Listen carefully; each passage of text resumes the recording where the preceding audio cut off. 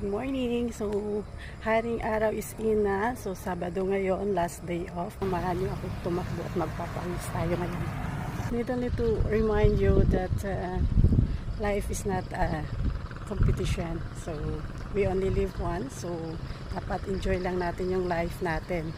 Doesn't matter naman kasi kung nagmo-move ka ng mabagal, yung importante is kung paano mo siya or nakikita mo yung progress ng mga actions na ginagawa mo.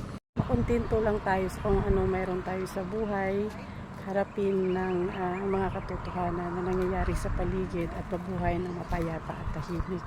At the end of the day, our life is not all about naman kung gaano nakarami yung mga naipanalo natin sa buhay, kundi kung paano tayo namuhay at inilaban ng patas yung ating mga pangarap. We don't need to rush. So, kailangan proper timing lang. So, kung para talaga sa atin, ibibigay talaga yan ni Lord. God bless.